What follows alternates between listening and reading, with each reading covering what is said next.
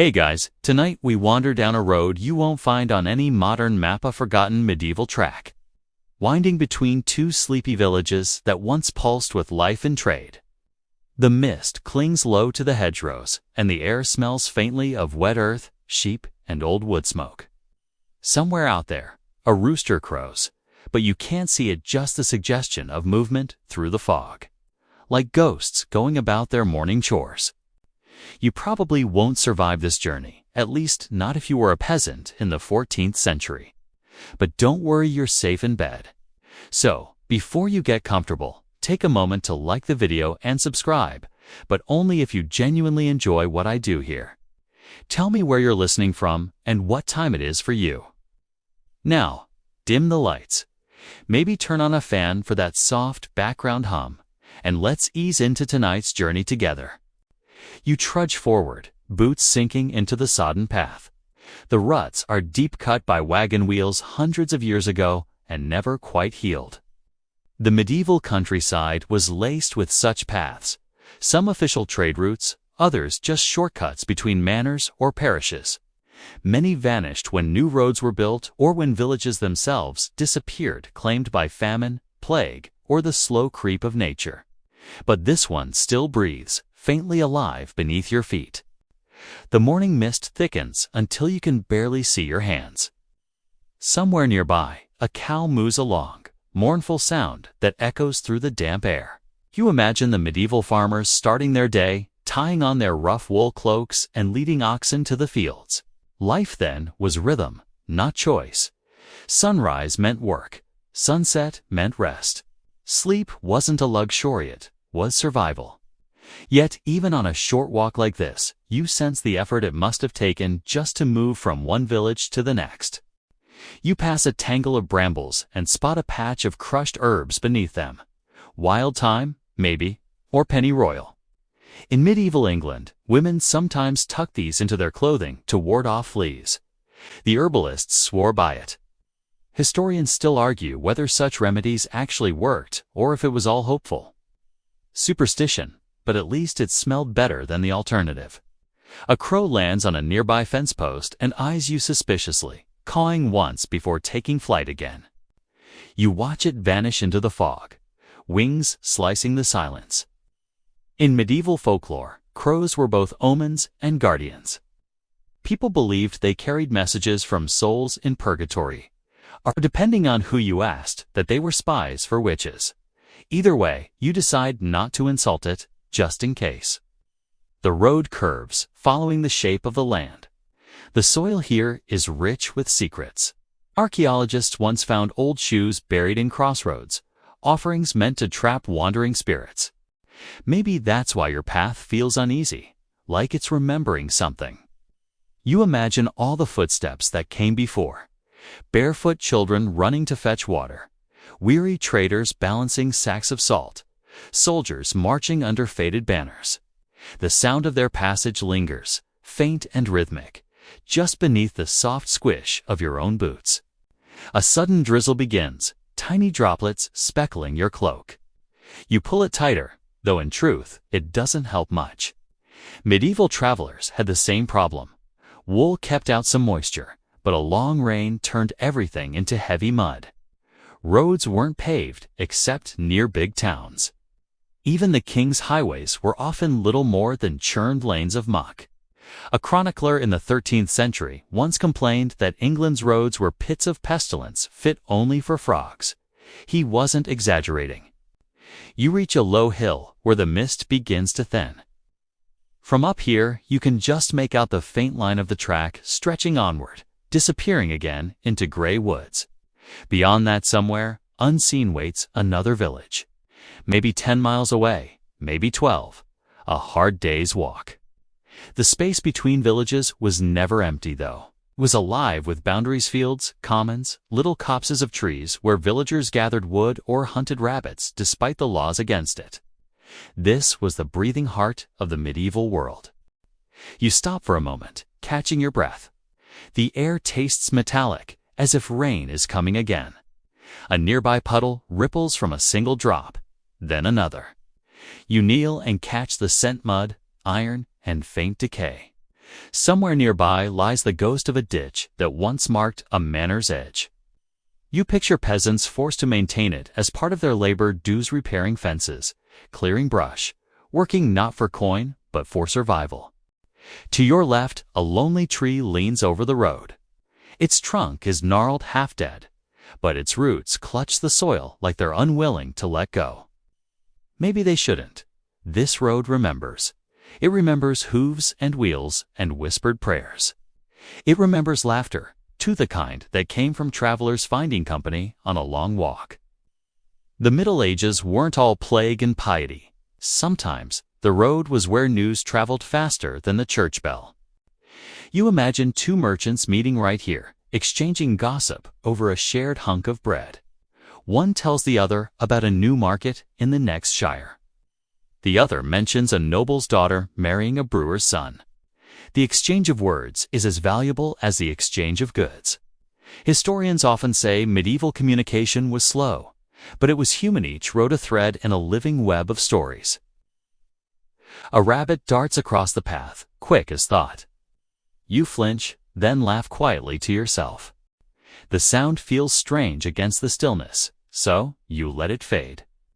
Ahead, the path dips toward a patch of waterlogged ground. You step carefully, testing each plank of an old footbridge that barely holds together. The boards creak under your weight, and you wonder how many others trusted it before you.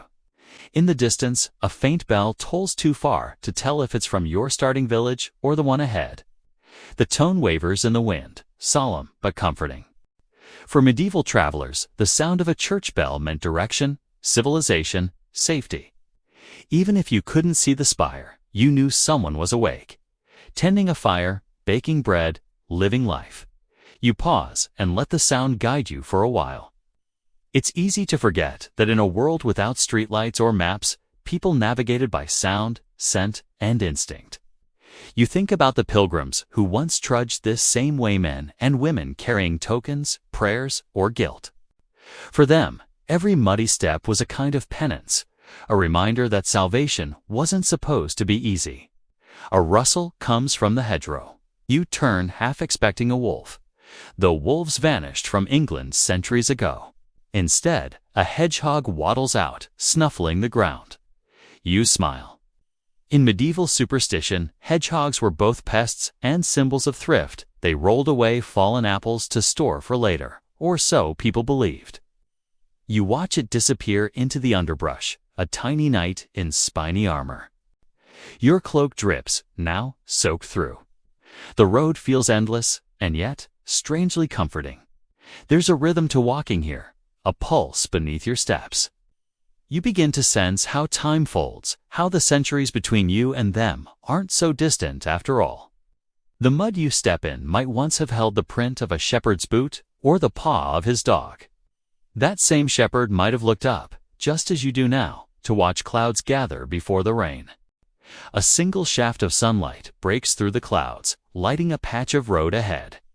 The mist begins to lift, and for the first time, you can see the faint line of trees marking the next bend. The light glows golden, warm against the gray. You walk toward it, each step carrying you deeper into history.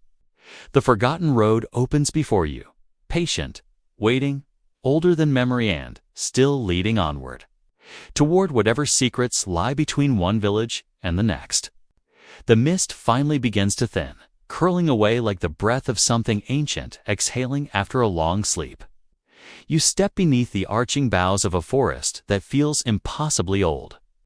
The light shifts, here greenish, filtered through oak and elm, as though you've wandered into the lungs of the land itself. Every sound is amplified. The drip of dew from leaves, the distant flutter of wings, the creak of your boots over roots. The road narrows to little more than a muddy scar through the trees. You wonder if you've taken a wrong turn, but then again, the forgotten paths rarely have right ones. The air is thick with damp moss and wood smoke. Somewhere deep in the woods, you hear what sounds like a woodpecker, sharp, rhythmic, confident. Tap dash tap dash tap. For a moment, you imagine it as a medieval craftsman's hammer, shaping wood for carts or beams. A funny thought that the forest could sound like labor. It's not far off. Everything humans built once came from forests like these: timber for homes, fuel for hearths, even charcoal for forging iron. By the 14th century, England's woods were shrinking fast, consumed by progress one log at a time. You brush aside a low-hanging branch, droplets sprinkling your hair. The ground softens, thick with rotted leaves. Each step makes a quiet sucking noise, as if the earth itself doesn't want to let go of you. You think of the peasants who once trudged here with bundles of firewood on their backs, knowing that taking too much could mean trouble. Most woodlands belong to someone lords, monasteries, or the crown. Cutting timber without permission could cost you more than a fine. Sometimes it cost a hand, yet people still risked it. After all, cold doesn't care about feudal law. A shape catches your aja mound beside the path, covered in ivy. You push the leaves aside and find a ring of stones, barely visible under the moss. Maybe the foundation of a charcoal burner's hut. These huts dotted medieval forests, built by men who lived half wild, tending smoldering piles of wood that burned for days to make charcoal. They were solitary folk, often distrusted. Charcoal burners have black hearts, one medieval saying went. You smile. Maybe just black hands from all that soot. The deeper you go, the darker it becomes. Even in daylight, the canopy eats the sun. You glance around and see the faint trace of other path steer tracks, maybe, or the ghosts of human ones. The medieval forest was a place of order and danger both. Royal forests weren't necessarily thick with trees. They were legal zones, controlled by the king, where hunting rights were sacred. Killing a deer there was treasonous, sometimes punishable by death. Still, poachers risked it, sneaking through at night with silent bows. Historians still argue whether forest law protected the environment or just royal privilege. Either way, the forest didn't care. It grew and fell according to its own rhythm. You hear a rustle behind you and turn sharply. Nothing, only branches swaying, a trick of the light. But the feeling lingers, that prickle between your shoulder blades. You tell yourself it's just the woods playing tricks. Or maybe, as medieval folk believed, the green men are watching. Folklore says they were spirits of the forest, faces of leaves carved on churches to remind people that nature always watched back. You half expect to see one peering from the bark, smiling. Your boots slip on a patch of wet leaves and you steady yourself on a tree. The bark feels slick, like cold skin. You catch your breath and laugh softly. Good thing no one's watching, you mutter, though the forest might disagree. That's joke number one tonight. You're keeping track. After a while, the sound of water joins you. A stream, maybe? You follow it, letting the noise guide you like a thread through a labyrinth. The trees part to reveal a clearing. A thin brook cuts through it, clear enough to see pebbles beneath. Someone once built a wooden footbridge here, long collapsed. Only a few mossy planks remain. You kneel beside the stream, dip your fingers into the cold water, and watch it swirl around your skin. It feels ancient. The air carries a faint sweetness, wild garlic, and damp earth. You notice small clusters of mushrooms at the base of a tree, their pale caps glowing faintly in the dim light. In the Middle Ages, mushrooms were both food and fear. Common folk gathered some varieties freely, but others were believed to be cursed. There's even a 13th century manuscript that warns, "Eat the red and you'll be dead. Eat the brown and you'll sleep sound." Not exactly scientific, but catchy. You decide not to test it. As you rest there, you notice a carving on a nearby trunk, a cross, simple and crude. It's old, weathered, maybe centuries. Travelers sometimes marked trees like this for protection. The forest wasn't just dark, it was unpredictable. People vanished here. Sometimes it was wolves or bandits. Sometimes the forest simply took them. When the Black Death swept through Europe, survivors buried the dead in shallow woodland graves to avoid contagion. Later, the trees reclaimed them. So yes, maybe the forest really does remember. You press on, following the faint path again. The forest seems quieter now, listening. Every so often, a twig snaps, echoing like a shout. You realize that silence in the medieval world was rare. The countryside buzzed with life. Windmills creaked, bells rang. People sang as they worked. But here, this kind of quiet would have been unsettling. Only outlaws and hermits sought it out. Speaking of hermits, there's a legend tied to this road.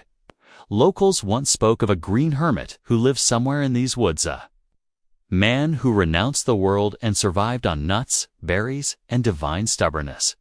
Some said he was a holy man. Others said he'd gone mad after losing his family to plague. Historians still argue whether such hermits truly existed or if they were just cautionary tales about avoiding society.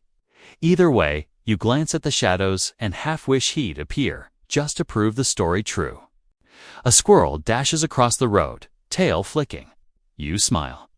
Tiny movements like that remind you that not everything here is ghostly. Life persists, even when memory fades. Somewhere nearby, a wood pigeon calls, deep and repetitive, like a slow drumbeat. You match your steps to it for a while, thump, thump, thump, until the rhythm feels almost meditative. The path forks unexpectedly, one branch dipping deeper into the trees, the other climbing slightly uphill. You hesitate. Medieval travelers faced choices like this constantly, with no signposts to help.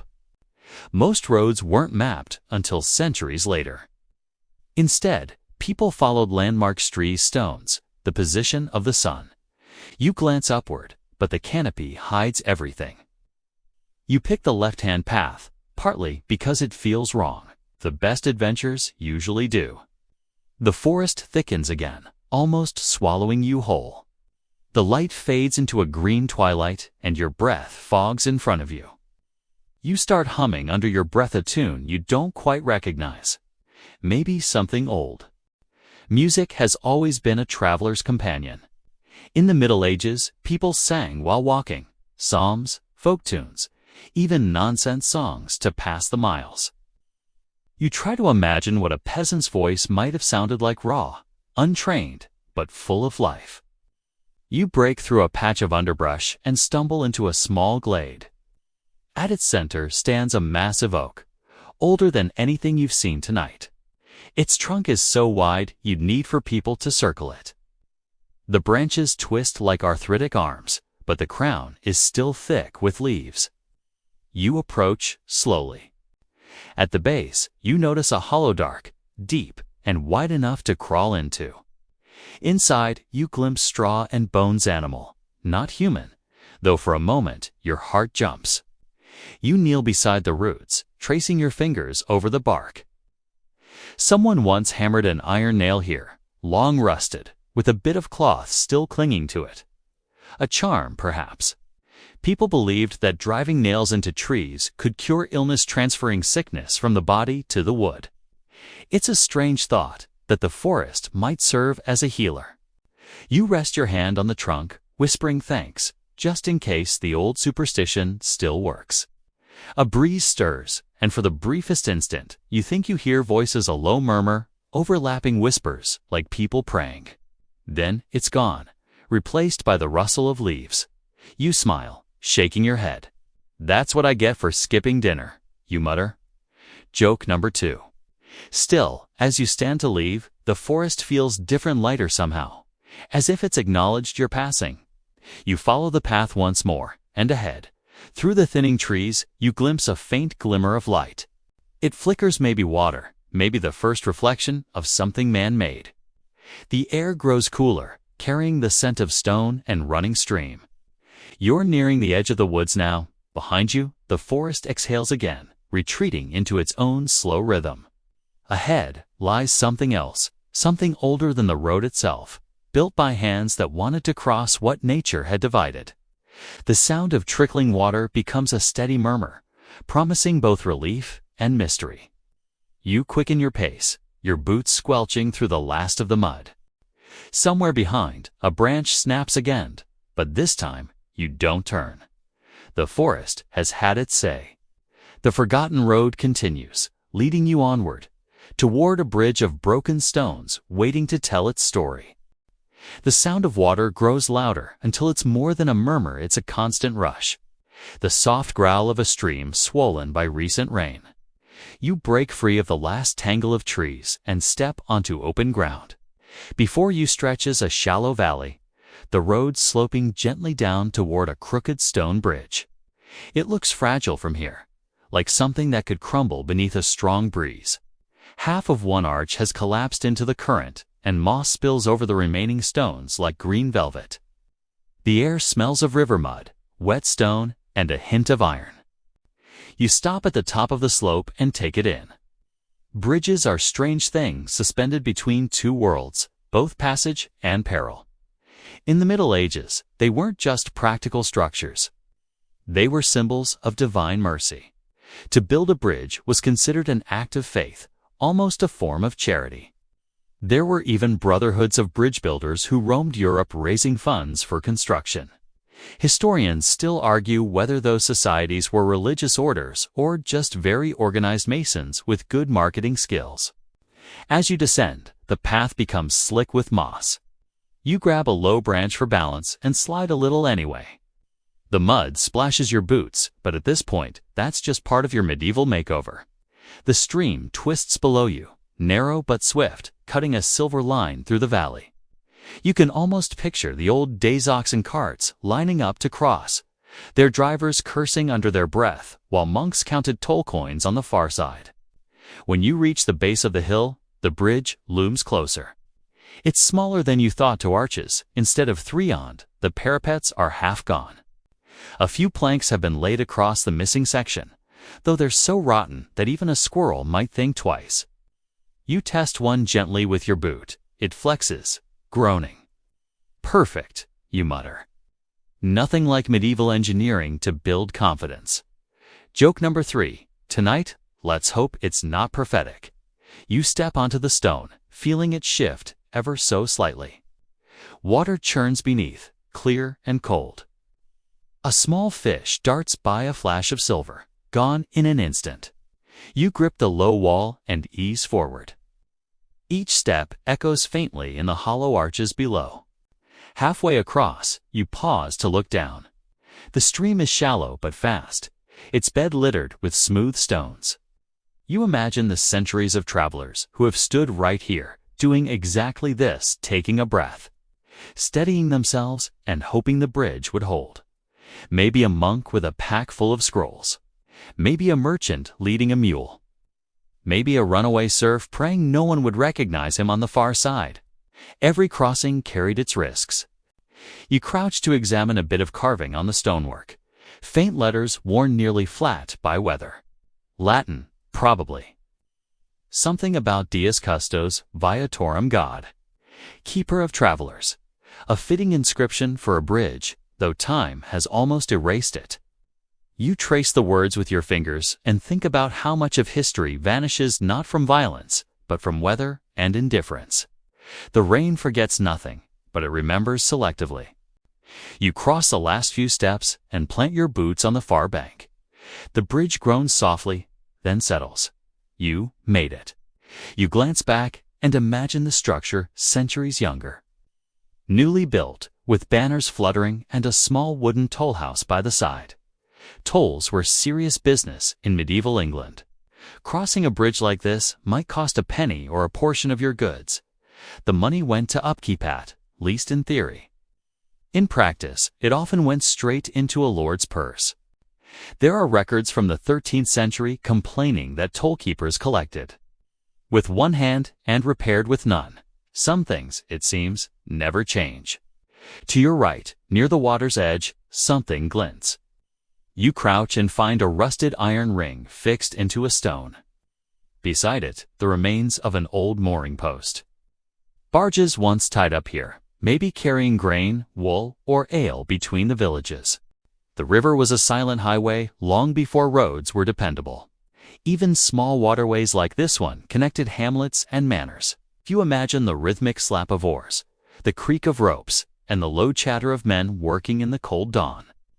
You sit for a moment on a stone, the sound of the water soothing after the claustrophobic forest. The bridge may be broken, but it feels alive. The moss is thick with tiny ferns, and here and there, roots from the nearby trees have pushed through the mortar like nature reclaiming her loan. You pull a small piece of bread from your satchel stale, but edible and toss a crumb into the stream. It floats for a second, then disappears downstream. For medieval folk, tossing bread into water was sometimes an offering to the spirits believed to dwell beneath bridges. You figure a little goodwill can't hurt. As you rest, your thoughts wander. There's a strange peace to these places that used to be busy. The hum of commerce, the clop of hooves all gone, replaced by silence and birdsong. It's hard to imagine now, but this lonely crossing might once have been a small world in itself. A tollkeeper's family living in a hut nearby, chickens scratching in the dirt, maybe a tiny market on fair days where travelers swapped gossip while waiting their turn. Some medieval bridges even had chapels built on them.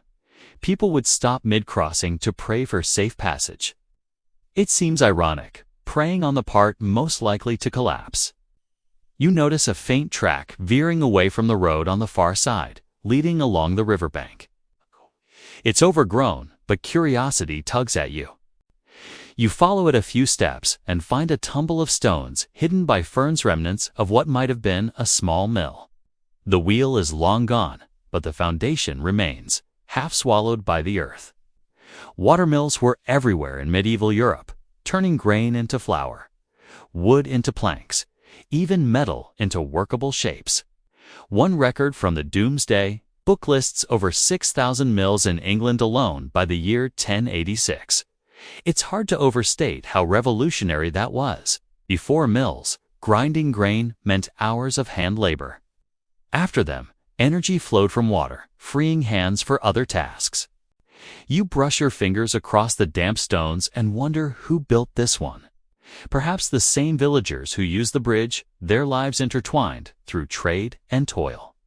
The miller would have been an important figure, here, sometimes resented, often envied. Millers had a reputation for cheating customers by taking a little extra. Flour as miller's toll. So common was the accusation that it became a joke in medieval plays. Still, they kept communities fed, and in lean years, that counted for more than honesty. A dragonfly lands on the stone near your hand wings, glinting blue in the dim light. It sits there for a second, then flits off toward the water. You follow its path and notice how the current catches on the fallen half of the bridge, forming a tiny whirlpool. The water spins endlessly, like time looping back on itself. You think about all the travelers who might have crossed here over the centuries, their footsteps worn away, but the bridge still here, refusing to disappear completely. A cool breeze rises, carrying the scent of rain again. You tilt your face upward and feel a few drops. The sky darkens slightly, clouds rolling in from the west. You stand, stretch your legs, and take one last look at the broken bridge. It's easy to imagine it rebuilt, charches, clean and new, tollkeeper's hut bustling, children playing nearby. But the road doesn't wait for memory. It just keeps leading forward. You climb the path on the far side, the ground firm again after the soggy valley. The sound of water fades behind you, replaced by the distant cry of crows. You glance back one more time. The bridge looks smaller now, almost shy beneath the weight of the sky. But in your mind, it stands tall, proud whole-lit stones, holding centuries of crossings, confessions, and quiet acts of faith. As you walk, you spot a small wooden post by the path what's left of a sign. The paint is long gone, but you can just make out the faint image of a cross. That meant a chapel or shrine nearby. It makes sense. Many bridges had them. Travelers were expected to say a prayer before continuing, thanking the divine for safe passage. You decide to keep an eye out. The road bends gently uphill again, curving away from the river. The trees thin, replaced by open fields, dotted with wildflowers and the occasional clump of nettles. The air smells cleaner here, washed by rain and running water. You feel lighter, too less hemmed in. Maybe it's the simple relief of having survived a rickety bridge, or maybe the forest's hold has finally loosened. You notice wheel ruts again, faint but still visible, etched deep into the soil. They point onward, toward the next village. You follow them, your footsteps aligning with theirs, feeling the strange comfort of walking where so many others once walked. The bridge fades from view, hidden by the dip of the land. But you can still hear the faint whisper of water, steady, eternal, like the heartbeat of the past. The faint sound of running water fades behind you as the path rises again. The forest gives way to gentler slopes of grass and scattered hawthorn bushes, their branches prickled with red berries. The air feels different here, lighter, touched by wind instead of mist. Your boots squelch less with each step, though the mud still clings stubbornly. As you crest the hill, you spot it, a small shape off to the right, half swallowed by greenery. At first, it looks like nothing more than a pile of stones, but as you approach, you realize it's something older. Something deliberate, a wayside shrine, forgotten but not entirely gone. The shrine is barely taller than your shoulder. Its stonework is pitted, softened by centuries of weather. Moss coats its base like a velvet cloak, and ivy drapes across the little alcove that once held a saint's figure. You brush a few strands of ivy aside. The niche is empty now, though a faint outline remains where a statue once stood, perhaps the Virgin Mary or Saint Christopher, the traveler's protector. Medieval roadways were dotted with these shrines, tiny sanctuaries for weary souls. Pilgrims would stop here to murmur a prayer or leave a token, a coin, a sprig of herbs, sometimes just a whispered thank you before moving on. You crouch beside the base. Its ground is littered with pebbles and broken candle stubs, the wax long hardened and gray. Someone's been here more recently than you'd expect. Rural England still hides its quiet rituals. You pick up one of the stones, smooth, rounded, warm from the sun, and set it gently back, as if returning a favor. Faith and fear were constant companions on medieval roads. Travel itself was an act of trust that the weather would hold, that bandits wouldn't strike, that you wouldn't fall ill in some nameless ditch. So people built these shrines to tip the odds in their favor. Some were blessed by priests, others raised by villagers who couldn't afford church tithes but still wanted heaven's attention. Historians still argue whether these roadside devotions were sanctioned piety or folk religion gone rogue. The truth, as usual, probably lies somewhere muddy in between. You lean closer, tracing a faint carving just below the niche cross, etched beside a strange symbol, almost like a spiral. Pagan, Christian, hard to tell. It's not unusual. The line between old gods and new saints blurred easily here. When Christianity swept across Europe, many pagan practices were quietly repurposed. Springs became holy wells. Standing stones gained crosses. Festivals celebrating sun and harvest were reborn as saints' days. The church was practical that way. It knew better than to uproot what people loved, it just renamed it. A gentle breeze rustles through the grass. You sit beside the shrine and take in the view. Below, the valley rolls toward distant fields where smoke curls from unseen chimneys. Somewhere out there lies the next village, though it's still a day's walk away. The thought doesn't bother you. The stillness here is oddly comforting. You can see why travelers lingered, why they might have rested their packs, said a few words, maybe even shared a secret or two with the silent stone. Some might have left offerings for safe journeys. Others, darker gift tokens to ward off curses. The medieval world was never just one thing. It was faith braided with superstition, devotion tangled with fear. You remember a story, half legend, half warning, about a merchant who ignored a shrine like this one. He refused to bow or leave an offering, claiming faith was for fools. That night, his cart broke an axle and his mule bolted. He was found the next morning, alive but raving about a figure of light blocking the road. Whether divine wrath or coincidence, no one could say. But ever after, locals always tipped their hats to the shrine, just in case. You smile faintly. It's easy to mock those old stories, yet part of you feels the same pull to honor the unseen, to hedge your bets against the unpredictable. You touch the stone again, just briefly. For safe travels, you whisper. The words drift away like smoke. Behind the shrine, a narrow path leads toward a cluster of trees. Curious, you follow it? The air grows cooler, the ground shaded by tall ash and elder. Beneath one tree stands a rough-hewn wooden post, carved with small symbols, triangles, circles, and a few crude letters. It's a charm pole, likely once hung with ribbons or herbs. In medieval times, travelers tied bits of cloth or hair to such posts to carry blessings or to leave burdens behind. Some believed each knot trapped misfortune. Others thought the wind would carry prayers upward. You can still see a few weathered scraps clinging stubbornly to the wood, their colors long faded. You reach out and touch one. The fabric is thin as paper, almost disintegrating. For a moment, you imagine the person who tied it there. Maybe a mother praying for her son's safe return. Maybe a soldier leaving behind the weight of what he'd seen. The world has changed, but that human need to be heard by something larger hasn't. You keep walking.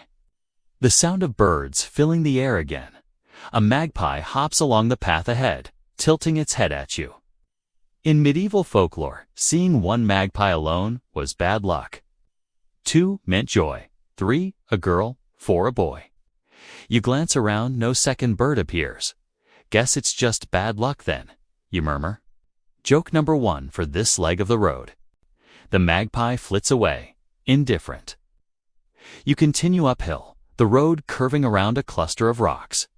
There, tucked into a hollow, lies another relic, a weathered wooden cross, leaning precariously. A small pile of stones sits at its base, marking what was once a grave.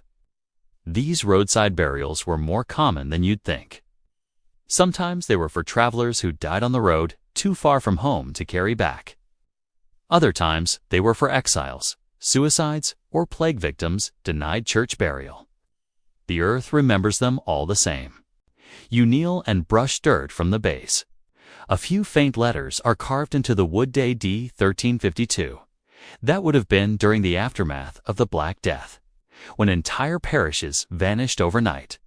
Maybe the person buried here was one of those who fled infection, hoping the next village might be safer. You sit back, the weight of history pressing softly against your chest. It's strange how death and faith intertwine so easily on these old roads. The living prayed for safe passage. The dead simply stopped traveling. Yet even the smallest memorial, a wooden cross or pile of stones, meant someone cared enough to mark the loss. That act of remembrance feels eternal. You stand and take a long breath. The sky above has turned a pale blue, streaked with wisps of cloud. A single hawk circles lazily overhead, riding invisible currents. You squint up at it, shading your eyes. Hawks were often seen as omens in the Middle Ages, messengers of fortune or fate. Depending on who you asked, their flight could mean victory, danger, or divine favor. Historians still debate how seriously people took such signs, but on lonely roads like this, it's easy to see how the mind turns everything into meaning. You continue walking, and soon the shrine and grave fade into the landscape. The road dips again toward open fields, where tall grass sways like the surface of an inland sea. Every so often, you spot a cluster of stones half buried in earth, perhaps the remains of an old boundary wall. Medieval land divisions were fiercely guarded. Even a misplaced hedge could spark disputes lasting generations. Whole sections of countryside were mapped not by ink, but by memory, from the ash tree to the stream bend. Then to the crooked oak. Lose one landmark, and you risked losing your inheritance. A breeze ripples through the grass, bringing with it a faint scent of flowers and smoke. The day's beginning to warm, though the road still feels lonely. You can't shake the feeling that this path, this in-between place, exists outside of time. Maybe it always has. Roads like this were meant for passage, not dwelling, and that's what gives them their peculiar melancholy. You glance back once more at the hilltop, the tiny shrine barely visible against the sky. For a moment, sunlight catches on its stones, making it glow faintly, like a lantern in daylight. You smile. Some things refuse to vanish, no matter how many centuries pass. Maybe that's faith's quiet victory, not in grandeur, but in endurance. You turn forward again. The road bends toward the horizon, where faint shapes of cottages shimmer in the distance. Between you and them lies open country. But first, a stretch of fields that whisper of ghosts and harvests past. The world ahead promises new sounds wind in crops. Maybe the creak of an abandoned plow, maybe even laughter carried on the air from long ago. And as your boots press onward through grass and memory, you realize the shrine behind you hasn't disappeared, simply watching from afar, as countless travelers once looked back, touched their hearts, and whispered, "Guide me safely to the next village." The road flattens into a broad stretch of meadowland, dotted with wildflowers and the occasional bleached cow skull. The air smells of sun-warmed grass, faintly sweet and earthy, and the wind moves in slow, lazy waves across the hills. You can see where wagon wheels once carved shallow ruts through the soil, centuries-old scars, now softened by time. It feels almost like walking along a ghost's memory of a road. Each step seems to echo 1,000 others, the footsteps of merchants, peasants, pilgrims, and a few who didn't survive the trip between the two villages. Your stomach rumbles softly. You think of the travelers who used to cross here, carrying only what they could fit in a satchel. Bread, dried meat, maybe a wedge of cheese wrapped in linen, a water skin if they were lucky enough to have one that didn't leak. You spot a cluster of trees by a small stream to your left, taft place to rest, just as it would have been 600 years ago. You wander toward it, pushing aside tall grass. The stream is narrow but bright, the water moving quick and clear over smooth stones. You kneel to cup a handful, letting it chill your fingers before sipping, cold and sweet. You can almost imagine the faint tang of iron, the same taste that every medieval traveler knew. They had no germ theory. Of course, if the water looked clean, that was good enough. Sometimes it was. Sometimes it wasn't. You sit on a fallen log nearby, resting your pack beside you. In the Middle Ages, this might have been a common halting place. People didn't travel long distances without stopping to tend their feet or water their animals. Roads between villages were only a few miles apart, but in an age before asphalt and maps, that could mean hours of careful walking. Travel wasn't just about distance, it was about endurance. As you rest, you notice something half buried at the stream's edge, a bit of metal glinting in the mud. You dig gently with your fingers until it comes free. A small, rusted horseshoe. The size suggests a pack horse, not a knight's charger. That fits the setting. Merchants and messengers made up most of the road's traffic. A knight's destrier wouldn't be caught dead trudging through mud when there were manor paths to take. You brush off the dirt and turn the relic over in your hands. The shape is uneven, handmade. Back then, blacksmiths crafted shoes individually for each hoof, heating iron over charcoal fires, hammering it flat on anvils while sparks hissed through the air. You picture the scene, a village forge, the rhythmic clang of metal on metal echoing through the yard, the smell of smoke and sweat thick in the air. Each village depended on its smith not just for horseshoes, but nails, plowshares, knives, and hinges. The smith was both craftsman and minor magician, working with fire and iron, materials believed to hold protective power. It said that some smiths muttered charms as they hammered to drive out evil spirits lurking in the metal. Historians still argue whether those incantations were superstition or simple habit. Either way, the sound of hammering must have been oddly reassuring, like a heartbeat of the community. You slip the small horseshoe into your pocket, all it a keepsake, or maybe insurance. People once believed a horseshoe warded off bad luck, especially when nailed above a door. The logic was half Christian, half pagan. The crescent shape symbolized protection, while iron itself was thought to repel evil. Even now, centuries later, plenty of English cottages still hang one above the threshold. You smile. Maybe some beliefs never really die, they just grow quieter. You rise and stretch, brushing grass from your clothes. The light has shifted. The sun climbing toward its piquant heat shimmers faintly over the meadow. Time to move on. You follow the stream for a while until it rejoins the main road. The track bends slightly here, and you realize why. There's a low stone wall running along the edge of the field, crumbling but still standing. You run your hand over the rough surface. This would have been part of an enclosure, marking land ownership. In medieval England, land was everything: wealth, power, identity. Even a few acres of wheat could make the difference between survival and ruin. Villagers knew every inch of their fields, which corner drained fastest after rain, which patch of earth grew the sweetest onions. They worked under the open field system, where land was divided into long strips, each tended by a different family. Fences were rare. Instead, people relied on custom and trust to mark boundaries. You can imagine how that went wrong. One neighbor's plow drifting a few feet too far could spark a feud lasting generations. The law eventually stepped in, codifying property lines with charters and manorial courts, but memory and gossip often ruled stronger than parchment. You stop at a break in the wall where a wooden gate once stood. Beyond lies a stretch of abandoned farmland furrows, still visible beneath the wild grass. These might have been open fields left fallow after the Black Death.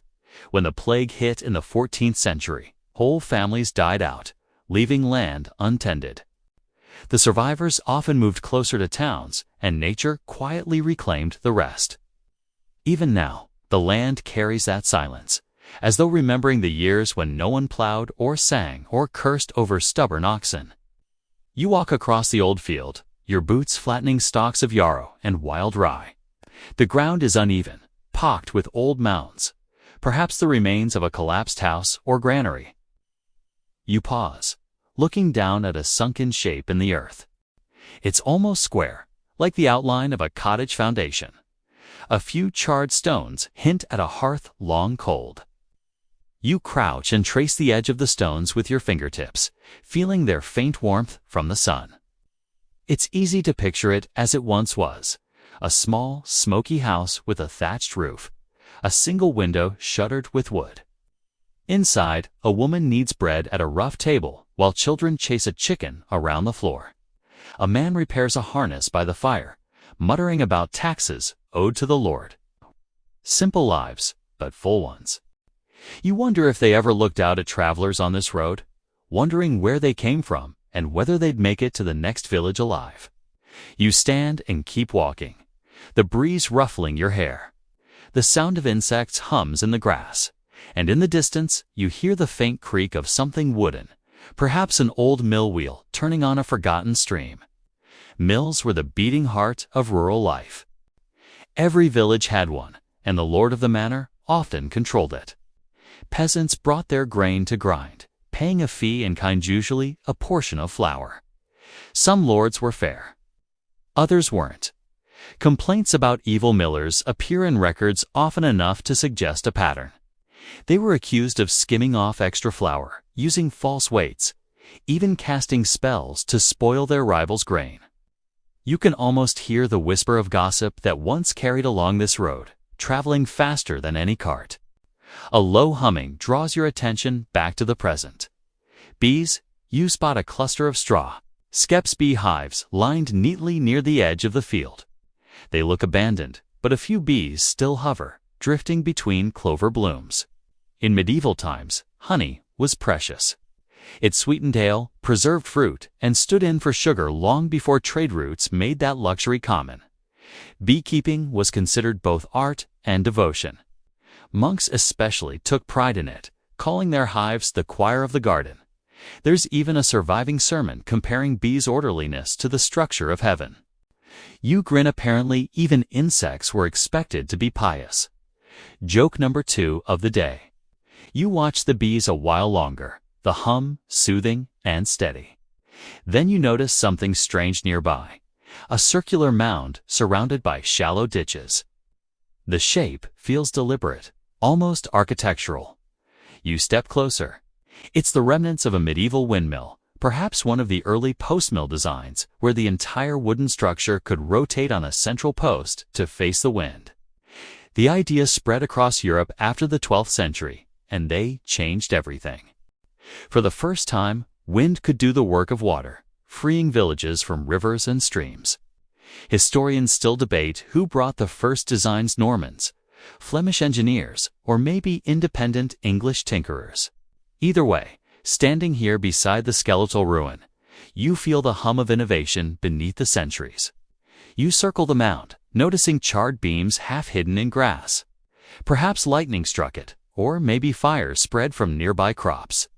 Fire was a constant threat in medieval villages' roofs made of straw, hearths without chimneys, and no shortage of sparks. Some millers even hung charms over their doors to ward off St. Elmo's flame, the eerie blue glow that flickered on machinery during storms. Of course, now we call that static electricity. But back then, it was divine warning, or worse, demonic presence. You walk on, leaving the ruined mill behind. The sun leans westward now, throwing long shadows across the grass. The road feels older here, narrower, worn deep between rising mounds on either side. It's as if you're slipping into a memory that doesn't want to let go. The sound of the wind fades, replaced by the crunch of your boots and the faint rustle of birds in the hedgerows. A hare darts across the path ahead, disappearing into brambles. For a fleeting moment, you envy its effortless freedom. As twilight hints at the edges of the sky, you crest another hill.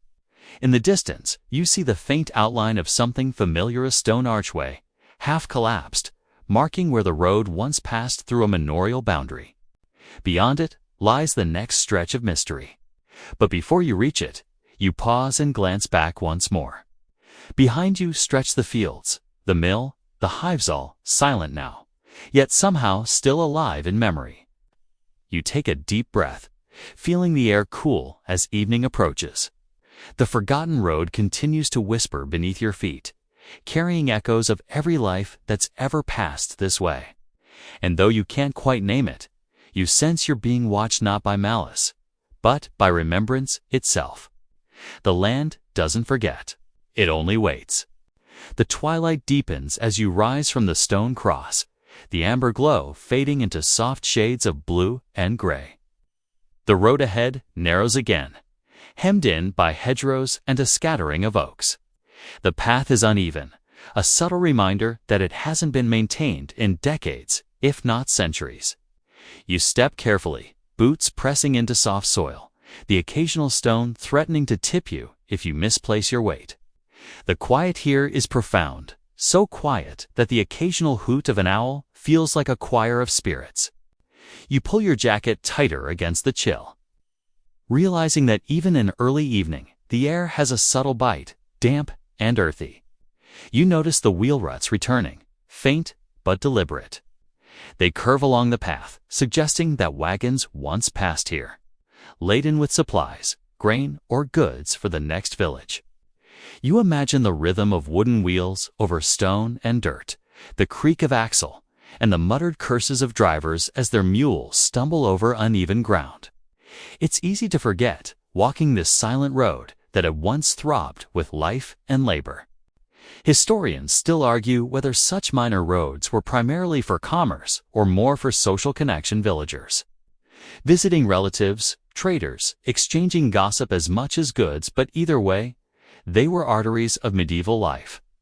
The undergrowth thickens, and you push through branches and ferns, the smell of moss and decaying leaves filling your nose. You catch a flash of movement to your left: rabbit, maybe, or fox vanishing into the shadows before you can identify it. Nature, relentless and patient, has reclaimed this road with a quiet authority. Every so often, a fallen tree stretches across the path, forcing you to climb or sidestep. You laugh softly, thinking of how travelers in the past would have either jumped or cursed, or both, before pressing on. Some stories even suggest that locals would intentionally block paths to keep thieves or enemies at bay, though the evidence is mostly anecdotal. You continue upward, and the hedgerows give way to a gentle slope, revealing a patchwork of fields in the dim light. The horizon glows faintly, painted in muted gold and violet, as though the sky itself is reluctant to let the day go. Amid the shadows, you notice a cluster of small mounds, roughly aligned. At first glance, they seem natural, but then the pattern emerges: a burial ground. You tread lightly, unsure whether anyone will mind, realizing that these are likely centuries-old graves. The earth is soft, but each mound carries weight, literal and historical. You brush your fingers across one low stone marker. There are no names, only a simple carved cross. Simple lives, complex stories, all forgotten except for this subtle imprint in the landscape. The burials make you think of medieval practices. It was common to bury people along roads, especially those who died far from home or were considered outsiders. Plague victims, travelers, even executed criminals might rest here, unmarked or with only the faintest memorial. Some chroniclers claimed that roads themselves were lined with spirits, each footprint echoing a life lost or preserved. Historians still argue whether these roadside graves were primarily practical or whether superstition and fear of wandering souls influenced their placement. You move along the edge of the burial field, careful not to disturb the earth. The air carries a faint scent of herb sage, maybe, or wild thyme.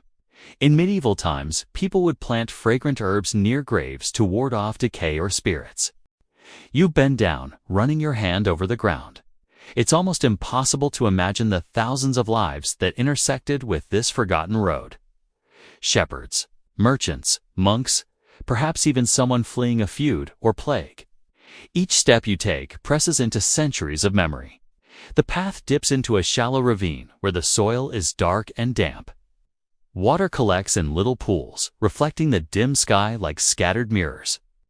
You pick your way carefully, the sound of your boots muted against the soft earth. Alongside the path, you notice faint footprints, deeper than the surrounding mud. You pause to examine them. They're old, but it's difficult to say how old. Horseshoes, perhaps, or boots worn by a villager long gone. Medieval roads were traveled by so many different feet, human, animal, cart, that each layer of impression tells a story. You step forward, brushing against a hedge, and startle a hedgehog that scuttles into the underbrush. It's a small thing, but somehow grounding.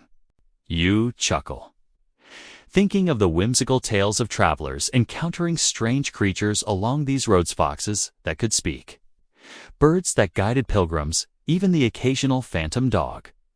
Folk tales weren't just entertainment. They were warnings, maps of morality and survival coded into story form. You wonder if someone walking this road centuries ago might have had a similar encounter and felt equally startled, yet oddly comforted. The hollow opens onto another stretch of meadow, and you see in the distance the faint outline of buildings' rooftops just visible above hedgerows. You're approaching the next village. But the path here is deceptive. Between you and the settlement lies an overgrown strip where the road once widened for carts to pass. Now it's littered with stones, tufts of wild grass, and small saplings that have taken root. You step lightly, careful not to twist an ankle. You can imagine merchants leading mules through this stretch, muttering at the weeds, and maybe even exchanging quick jokes or complaints with fellow travelers. A crow perches on a low branch nearby, eyeing you with one black bead of curiosity. You smile. "Still watching me, huh?" You whisper. Perhaps this stretch of road has its guardians, silent witnesses to every journey that passes. Medieval travelers often left small offerings along paths, coins, cloth scraps, or prayers carved into stones to appease local spirits. You don't leave anything, but you nod in respect, acknowledging the continuity of care across centuries. As you continue, you notice a faint stone marker at the edge of the meadow. It's small, carved with barely visible initials and a date, likely a boundary marker or survey post. Medieval roads weren't mapped like modern highways. Markers like this helped travelers, messengers, and officials know they were on the right path. You run your hand over the rough surface, imagining the surveyor from hundreds of years ago, hammering the stone into place and thinking about how critical such markers were for trade and communication.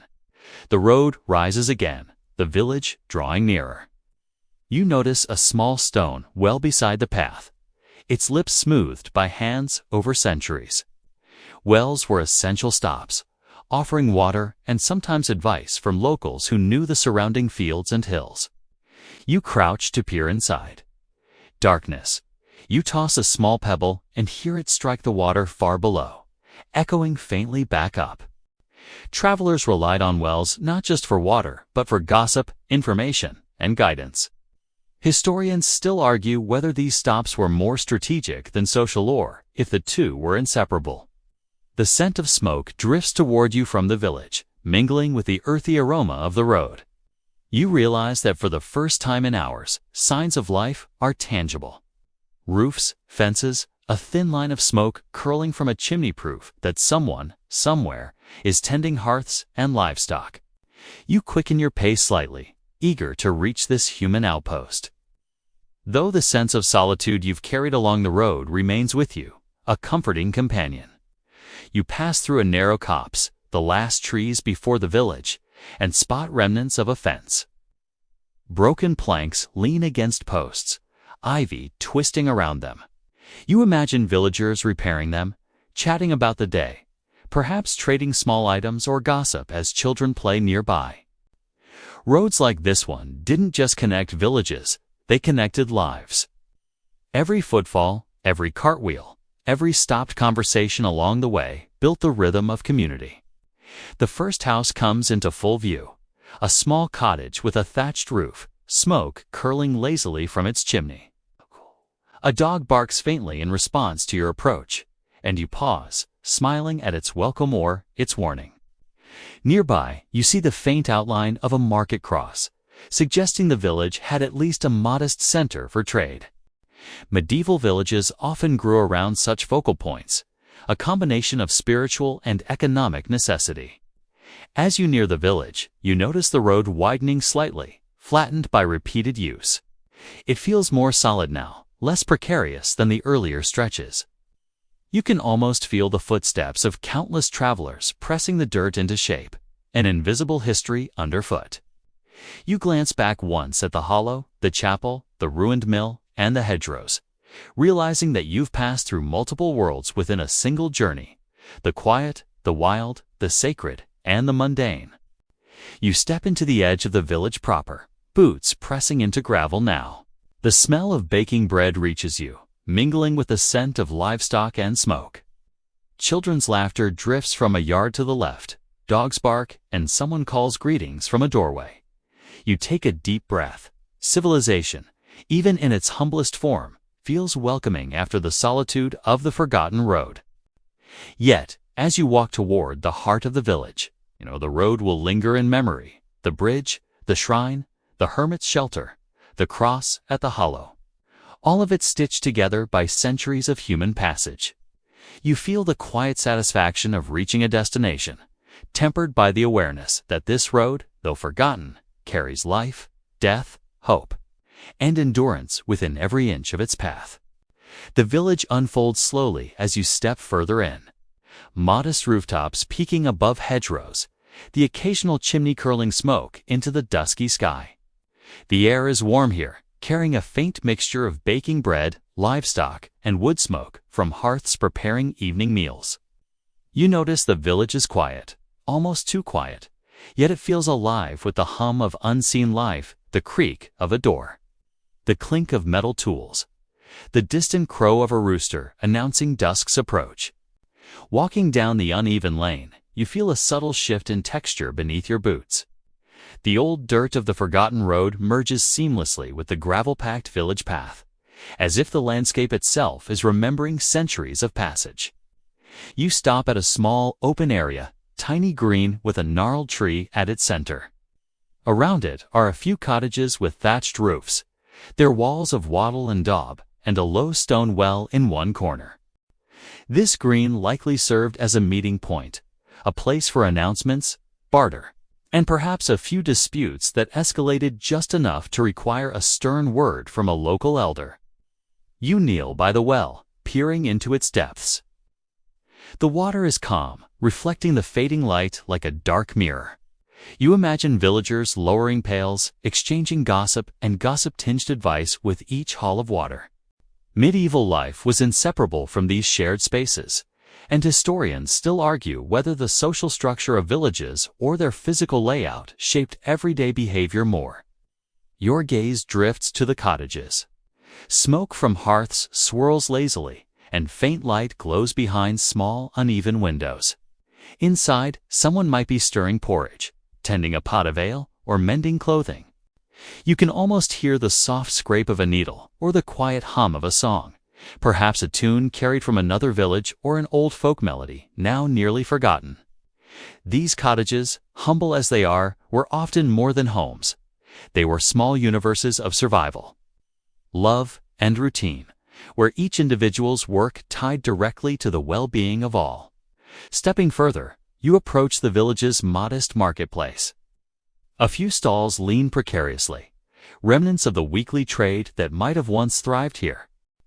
Now they are mostly empty, save for a stray basket or two. Merchants long gone, yet their presence lingers. You can almost see the baker with flour on his apron, the butcher arranging cuts of meat, the young apprentice running errands between stalls, carrying messages or tidbits of news. The rhythm of trade, negotiation, and human interaction is palpable, like a song you don't quite remember the words to. Even in its quiet state, the marketplace exudes a faint energy that speaks of centuries of human endeavor. A narrow lane to the left draws your attention, cobbled with uneven stones. Walking along it, you notice faint markings etched into some of them. Initials, dates, small symbols. Pilgrims or travelers may have left them, evidence of passage or prayers. Much like the crosses and carvings you encountered along the forgotten road. It's fascinating to consider that even casual markings served as messages across time, hints of individuals who existed briefly in this shared world. You run your fingers across one carved letter, imagining a hand centuries old pressing into stone, leaving a trace of identity, a whisper of hope, or a prayer for safety. You pause by a small barn at the edge of the village. The door hangs slightly askew, and the smell of hay and livestock drifts out. Shepherds, cattlemen, or perhaps just a few domesticated animals reside here, tethered to a rhythm of care and sustenance that hasn't changed much in centuries. Medieval villagers relied on such outbuildings for both storage and protection of their livelihoods.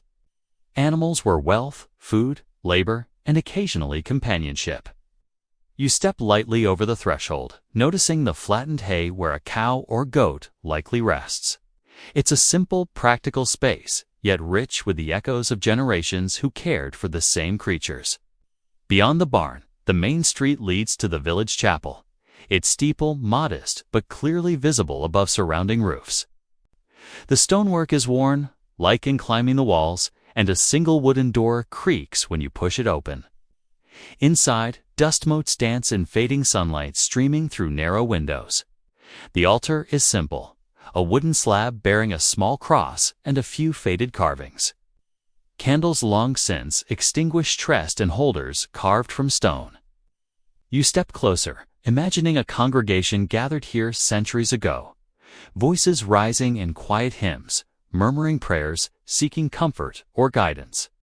Such chapels were vital community anchors, not only for faith, but for social cohesion, hosting meetings, blessings, and sometimes refuge. Historians still argue whether the spiritual influence of such chapels outweighed their social function, but here it feels inseparable. Exiting the chapel, you continue along the street, passing the remnants of a communal oven. The stone hearth, blackened and cracked, hints at countless loaves baked, meals prepared, and families sustained. In medieval villages, shared ovens were central to life, providing both nutrition and opportunity for social exchange. You imagine neighbors chatting, gossiping, offering advice or warnings, and exchanging small kindnesses over a crust of bread. These interactions were as essential to survival as the bread itself. A narrow alleyway opens to the right, leading to a cluster of gardens. Faintly visible are rows of cabbages, onions, and herbs. In medieval times, these gardens supplied sustenance, medicine, and even income. You bend to smell the herbs, catching thyme, sage, and mint. Travelers passing through villages often relied on locals to replenish provisions. While locals benefited from the occasional extra coin or barter, you can almost hear the voices of villagers discussing crops, livestock, and visitors, a constant hum of negotiation and communal care. The lane curves again, leading toward a small stone bridge over a gentle stream.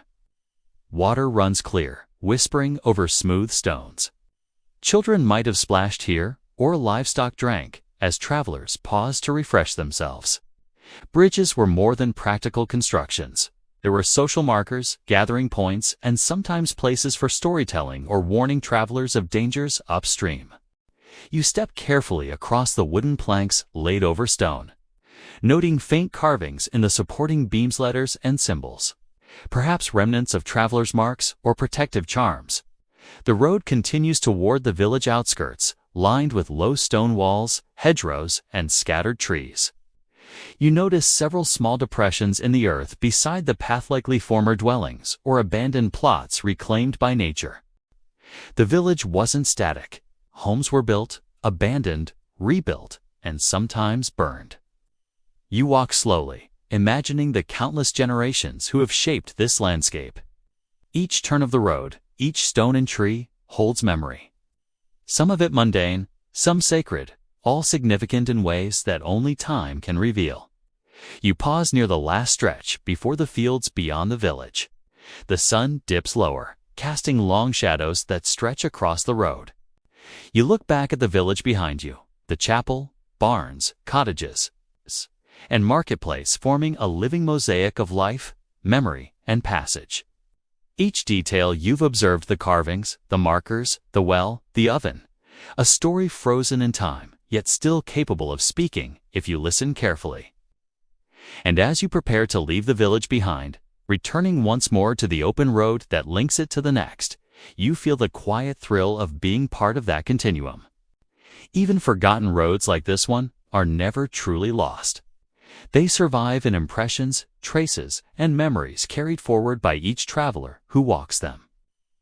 The village stands as proof not just of survival, but of persistence, hope, and the subtle, enduring patterns of human life. You continue along the path, stepping onto the narrow track leading back into the fields beyond. The village fades behind you, but its heartbeats, soft, enduring, and strangely comforting, remains. You leave the village behind, the faint smell of wood smoke and baking bread fading into the earthy scent of grass and damp soil. The path ahead narrows once more, flanked by hedgerows and overgrown fields. The road feels older here, the ruts from carts barely discernible under a layer of moss and wildflowers. Every step presses you deeper into history, a rhythm of motion connecting you with travelers of centuries past. The twilight has settled fully, soft blues and purples stretching across the sky, and the first stars glimmer faintly, promising another long night of quiet passage. The air carries a faint hum of insects and the occasional rustle of small mammals in the underbrush. You step lightly, mindful of the uneven ground, and spot a faint outline of a stone marker partially hidden in tall grass. Kneeling, you brush away moss and dirt, revealing a small carved symbol across, simple but deliberate. Such markers were common along medieval roads, often indicating safe routes, property boundaries, or memorials for travelers who didn't make it to their destinations. You run your fingers over the cool stone, feeling a connection to people who once relied on these subtle guides to navigate the countryside. Historians still argue whether some markers were primarily practical or deeply spiritual, but standing here, it's hard to separate the two. A faint sound of water draws your attention, and you veer slightly off the road to investigate. A small brook winds through the fields, its surface catching the last rays of light. The water is clear, and the soft murmur over stones is soothing. You kneel to cup your hands and drink, tasting the faint iron tank common to spring-fed streams. Travelers of the medieval period would have relied on such sources for both hydration and occasional bathing. Some even believed that the water carried protective properties, especially if it passed through sacred groves or near chapel sites. You smile at the thought medieval hygiene combined with superstition, a mixture still amusing today. Returning to the road, you notice the uneven rise of the landscape. Small mounds suggest abandoned structures, long since overtaken by grass and brambles. Perhaps old cottages, storage buildings, or even remnants of small roadside chapels. You tread carefully, imagining families living, working, and praying in these spots centuries ago. You wonder about their daily routines, what conversations they had, what small victories or heartbreaks occurred unnoticed by history. Each step feels heavier, weighted by imagination and remembrance. The path bends, revealing a copse of ancient trees, their branches twisted and gnarled like arthritic fingers reaching skyward. You step into the shade, feeling the temperature drop slightly, the air becoming cooler and denser. The forested stretch has an almost sacred quality, a silent cathedral formed by living wood. Sunlight filters through the canopy in delicate shafts, illuminating patches of moss and fungi that carpet the forest floor. Medieval travelers often regarded such stretches with a mixture of reverence and wariness. Forests could hide everything from wild animals to thieves. They were places where folk tales of spirits, fairies, and wandering souls thrived. You remember a story you once read about travelers leaving offerings, coins, bread, or bits of cloth to ensure safe passage. Moving through the copse, you notice a low stone wall, long crumbled, stretching in faint alignment with the road. This could have been a boundary marker, or perhaps the remains of a field enclosure. In the Middle Ages, land division was crucial, dictating who could graze animals, plant crops, or collect firewood. Villagers relied on local knowledge of these boundaries more than formal documents. And disputes were common enough to warrant manorial courts. You trace the edge of the stones with your fingers, imagining centuries of hands pressing into the rough surface surveyors, farmers, or even wandering travelers. The road rises again into a gentle slope, opening onto a field dappled with wildflowers and long grass. The air is alive with the chirping of crickets and the soft rustle of a breeze. You spot a few old wooden posts, barely protruding above the growth, suggesting the line of a fence long decayed. You imagine travelers resting here, perhaps in the late afternoon sun, sharing bread, cheese, and gossip before continuing onward. Roads like this were not merely conduits of movement. They were places of pause, connection, and observation. Even in their simplest forms, they carried the rhythm of life. Ahead, you notice a faint outline of a hollow where the road dips slightly before climbing again. In the center lies a moss-covered stone, carved with faint symbols. Kneeling, you examine it. Perhaps a memorial, perhaps a religious marker, or even a talisman placed to protect travelers. You wonder about its original purpose, who set it there, what prayers or intentions accompanied its placement. Historians still argue over the significance of such roadside stones, but to you, it serves as a tangible connection to the centuries of humanity that have passed here. Crossing the hollow, you are greeted by the sound of birds settling for the night. The path ascends gently, opening onto a low ridge with a view of rolling hills in the distance. Faint outlines of another village or farmstead are visible, though it could be a trick of fading light and imagination. The ridge has a sense of quiet authority, a place where you can pause and survey the land as travelers once did. The wind carries the scent of distant wood smoke and the faint aroma of ripening crops.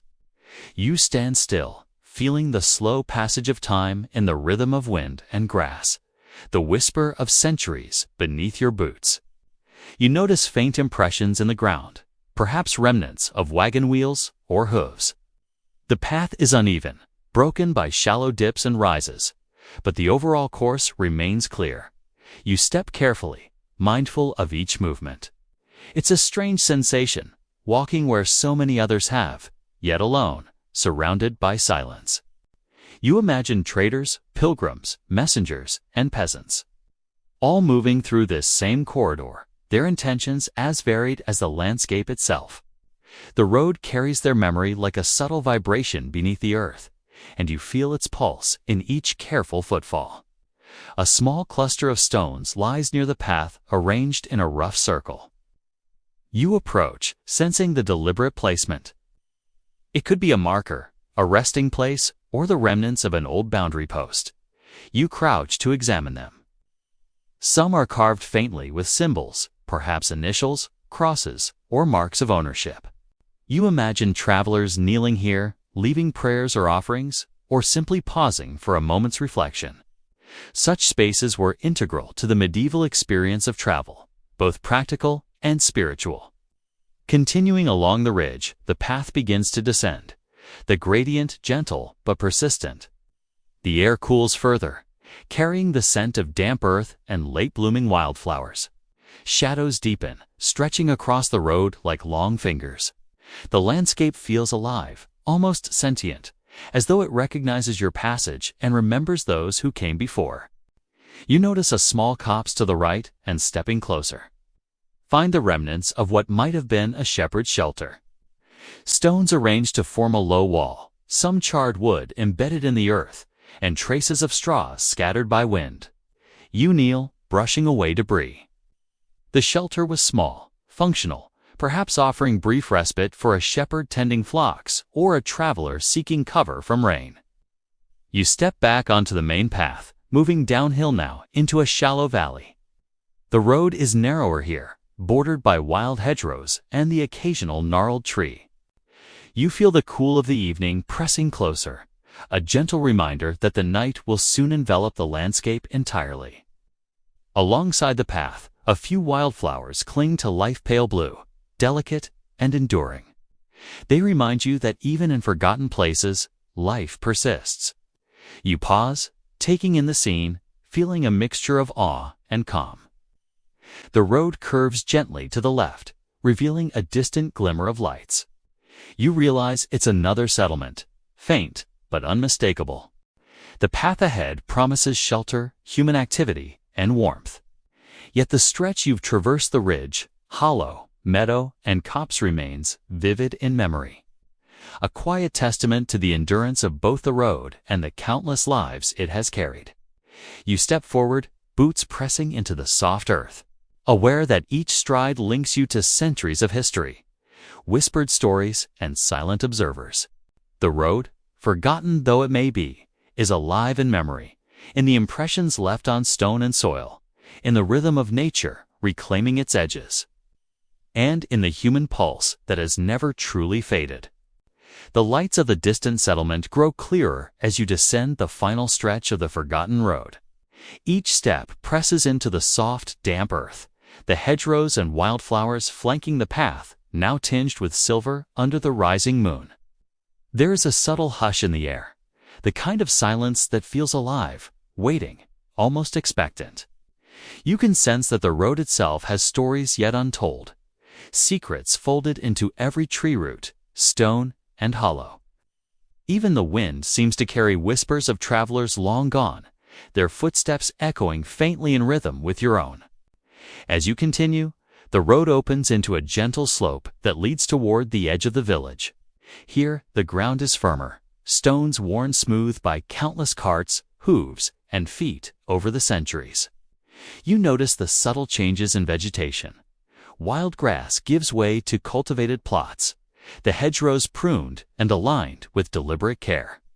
Medieval villagers maintained these stretches for practicality and order, ensuring that travelers and livestock could pass without danger. You pause for a moment, imagining the hands that tended the land, cutting back weeds, reinforcing fences, and perhaps leaving small offerings along the roadside for protection or good fortune. Historians still debate whether these gestures were strictly superstitious or more social, but standing here, it is hard to separate the two. Ahead, you notice a small bridge crossing a slow-moving stream. Its stones are worn, edges rounded by centuries of use. You step onto the bridge and pause, looking down at the water that glimmers faintly in the moonlight.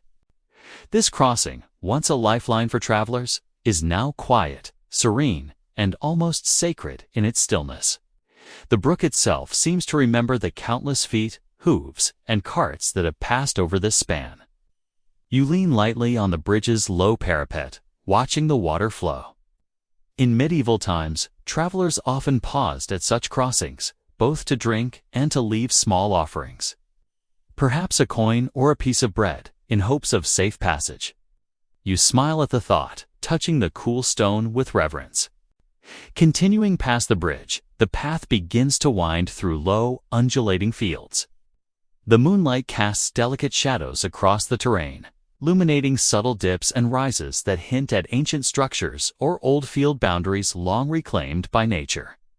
You tread carefully, mindful of uneven patches, and notice small stones embedded in the soil. Perhaps remnants of former boundary markers or the remains of foundations from medieval dwellings. Each element of the landscape feels alive with memory. You crouch occasionally, brushing away moss or fallen leaves to reveal faint engravings on stones across. A symbol or letters almost erased by time.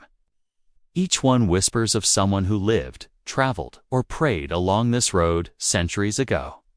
As the path continues, you notice a faint scent of smoke and cooking drifting from a small cluster of cottages ahead. The village is near, though the road remains quiet, giving you space to appreciate the history beneath your feet. The cottages are simple, their thatched roofs sagging slightly under age, and smoke curls lazily from chimneys. You imagine the lives inside, families preparing meals, repairing tools, or tending animals. These homes are more than structures. They are containers of memory, shelter, and human effort across generations. You step lightly, mindful of the subtle creaks and uneven stones. Imagining how travelers from long ago navigated the same route, weary yet determined, relying on their knowledge of the land and the kindness of villagers.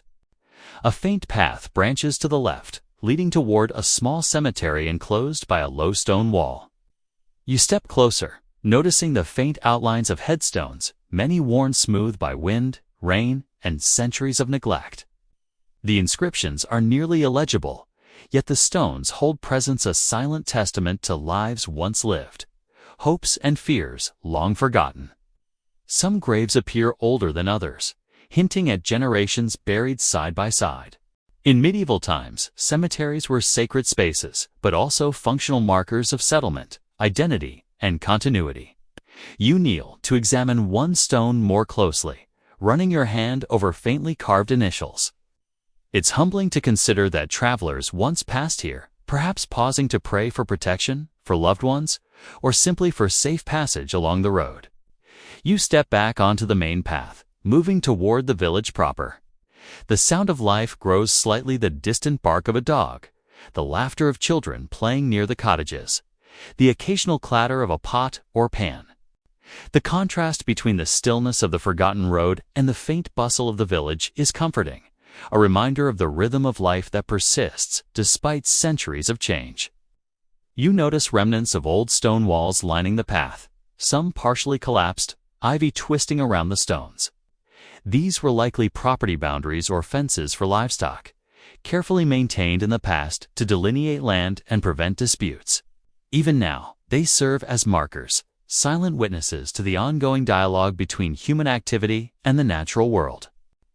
As you near the village center, a small chapel appears on the left, steeple, modest, but clearly standing above the other buildings. You push open the door, stepping inside to a cool, shadowed space. Dust motes drift in faint streams of moonlight through narrow windows. The altar, though simple, bears the marks of centuries-worn wood, faint carvings, and remnants of candles long extinguished. You imagine worshippers gathering here in days gone by, voices lifted in prayer, children learning hymns and villagers seeking solace. Chapels in medieval villages served not only spiritual purposes, but also as centers for community gatherings, announcements, and social cohesion. Standing here, it is easy to feel the interwoven threads of faith, routine, and daily life. Leaving the chapel, you follow the road toward a small square at the village's heart. A few cottages cluster around a modest stone well, its edges worn smooth by hands over countless years. You kneel, peering into the dark water, imagining travelers of centuries past doing the same, perhaps pausing to drink, refresh, or leave a small token for good luck. Wells were vital lifelines, both practical and symbolic, in medieval settlements. They offered sustenance, a place for exchange, and sometimes even guidance or gossip for travelers seeking the local pulse. You stand and breathe deeply, letting the quiet rhythm of the village and the lingering memory of the forgotten road settle around you. A gentle breeze rustles the leaves of nearby trees, carrying the mingled scents of herbs, smoke, and fresh earth.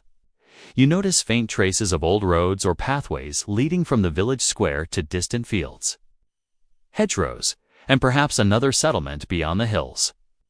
The interconnectedness of these routes becomes clear. The forgotten road you've traversed was never truly isolated, but part of a network linking villages, trade, and human lives across the landscape. Historians still debate how much these minor roads influenced trade versus social interaction, but standing here, you sense the inseparable unity of both. As night deepens, you follow the road out of the village center, the buildings receding behind you. The path ahead is framed by low hedgerows, the moon casting silver light across the uneven terrain. The sense of history is palpable. Every stone, hollow, and mound bears witness to centuries of passage. Travelers who walked this way centuries ago, whether merchants, pilgrims, or wanderers, left traces of themselves in footprints, offerings, and memory. You feel connected to that long chain of human experience, a silent observer and participant in the ongoing story of the landscape. Finally, you reach the outskirts, where the road opens into fields stretching toward distant hills. The village lights fade behind you, replaced by the soft glow of moonlight and the occasional flicker of a distant fire. You pause, taking a deep breath. The journey along the forgotten road between these two villages has brought you through time as much as space through bridges, chapels, hermit shelters, hollowed paths, and moss-covered markers. Each moment was a quiet encounter with history, memory, and the persistence of human presence. You step forward into the open fields, feeling the cool night air and the soft rhythm of your own footsteps.